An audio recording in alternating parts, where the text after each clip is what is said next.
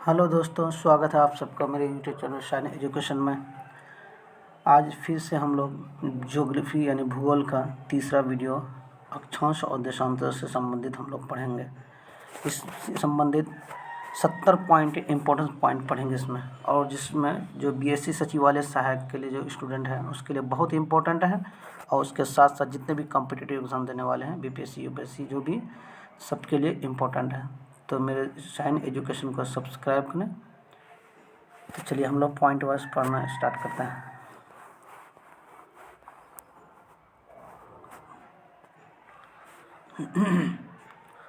सूर्य और पृथ्वी के बीच की न्यूनतम दूरी कब होती है? 3 जनवरी को, यानी उपसूर्य के दरमियान। सूर्य और पृथ्वी के बीच की दूरी नज़दीक कब होती है? 3 जनवरी को। सूर्य और पृथ्वी के बीच की दूरी अधिकतम कब होती है? 4 जुलाई को, यानी अपसूर्य के दौरान। फर्क समझिए, सूर्य और पृथ्वी के बीच की दूरी कम होती है तो 3 जनवरी को उपसूर्य के दौरान, और सूर्य और पृथ्वी के बीच की दूरी जब बढ़ती है तो 4 जुलाई अपसूर्य के दौरान। ठीक है। 66.5 डिग्री उत्तरी अक्षांश क्या कहलाता है? आर्कटिक रेखा। और 23.5 डिग्री दक्षिणी अक्षांश क्या कहलाता है? मकर रेखा। 23.5 डिग्री उत्तरी अक्षांश क्या कहलाता है? कर्क रेखा। संपूर्ण पृथ्वी पर दिन रात कब बराबर होते हैं? 21 मार्च और 22 दिसंबर को। संपूर्ण पृथ्वी पर दिन और रात जो बराबर होता है 21 मार्च और 22 दिसंबर को। शरद विषुव कब होते हैं? 23 सितंबर को। ठीक है। विषुवत रेखा पर दिन और रात की अवधि कितनी होती है? बिल्कुल बराबर होती है। विषुवत रेखा पर दिन और रात बराबर होती है। विषुवत रेखा के समानांतर बराबर काल्पनिक रेखा क्या कहलाती है? अक्षांश रेखा कहलाती है। ठीक है। वह काल्पनिक रेखा जो पृथ्वी को 2 भागों में बढ़ती है क्या कहलाती है? भूमध्य रेखा। कौन कहलाती है? भूमध्य रेखा कहलाती है। ठीक है। वसंत विषुव 21 मार्च को होता है। मानचित्र पर ग्लोब पर पाए जाने वाले वह प्रति क्षेत्र रेखाओं को क्या कहते हैं? भौगोलिक रेखा जाल कहलाता है। मकर संक्रांति कब होती है? 22 दिसंबर को। मकर रेखा निम्न में से किस देश से होकर नहीं गुजरती है? फिलीपींस। कर्क रेखा नेपाल से पढ़े थे। भूमध्य रेखा से उत्तर और दक्षिण किसी दिए गए स्थान की दूरी क्या कहलाती है? अक्षांश रेखा। भूमध्य रेखा निम्नलिखित में से किस देश से होकर नहीं गुजरती है? मैक्सिको। भारतीय मानक समय और ग्रीनविच मानक समय के मध्य कितना अंतर है? 5 घंटा 30 मिनट आगे है। भारत का मानक समय जो इलाहाबाद के नैनी से होकर गुजरता है कितना है? 82.5 डिग्री पूर्वी देशांतर। ठीक है। क्या पृथ्वी पर सबसे लंबा दिन दक्षिणी गोलार्ध में कब होता है? 22 दिसंबर को होता है। पृथ्वी पर लंबा दिन उत्तरी गोलार्ध में कब होता है? 21 जून को। कब होता है? 21 जून को होता है। ठीक है। पृथ्वी पर सबसे छोटा दिन दक्षिणी गोलार्ध में कब होता है? 21 जून को। पृथ्वी पर सबसे छोटा दिन उत्तरी गोलार्ध में कब होता है? 22 दिसंबर को। पृथ्वी पर दिन और रात होने का कारण क्या होता है? पृथ्वी की घूर्णन गति के कारण। पृथ्वी को 1 डिग्री देशांतर पार करने में कितना समय लगता है? 4 मिनट का समय लगता है। पृथ्वी के मध्य से होकर जाने वाली रेखा क्या कहलाती है? विषुवत रेखा या भूमध्य रेखा कहलाती है। पृथ्वी 1 घंटे में कितने डिग्री देशांतर घूमती है? 15 डिग्री देशांतर घूमते हैं। पृथ्वी 1 घंटे में कितना देशांतर घूम लेती है? 15 डिग्री घूम लेती है। ठीक है। पूर्ण सूर्य ग्रहण कब होता है? अमावस्या के दिन। पूर्ण सूर्य ग्रहण अमावस्या के ही दिन होता है। ठीक है। पूर्ण चंद्र ग्रहण कब होता है? पूर्णिमा के दिन। निम्नलिखित में से कौन सा वृत्त का उदाहरण है? भूमध्य रेखा। निम्नलिखित नगरों में से कौन सा एक भूमध्य रेखा के सर्वाधिक निकट है? सिंगापुर। ध्रुव की तरफ जाने पर अक्षांश रेखाओं का व्यास की प्रकृति कैसी होती है? घटता है। धरातल पर 1 डिग्री अक्षांश की दूरी निम्न में से किसके बराबर होता है? 111 किलोमीटर की दूरी पर बराबर होता है। 2 देशांतर रेखाओं के मध्य दूरी क्या करते हैं? 111.32 यानी 32 किलोमीटर होता है। ठीक है। लेकिन धरातल पर उतारने में 111 किलोमीटर होता है। 2 देशांतर रेखाओं के बीच की दूरी क्या कहलाता है? गोरे कहलाता है। 2 अक्षांश रेखाओं के बीच मध्य की दूरी कितना होता है? 111 किलोमीटर होता है। ठीक है। ठीक है। देशांतर रेखाओं की संख्या कितनी है? 360। दक्षिण ध्रुव का अक्षांश है 90 डिग्री।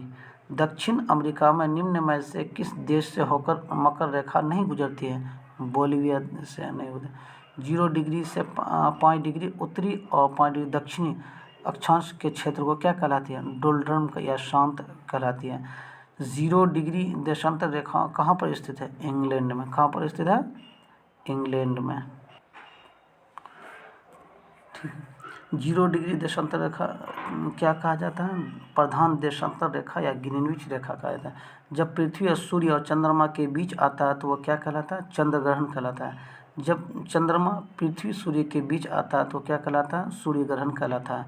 ग्लोब पर पश्चिम से पूरब की ओर खींची जाने वाली काल्पनिक रेखा क्या कहा जाता है? अक्षांश रेखा।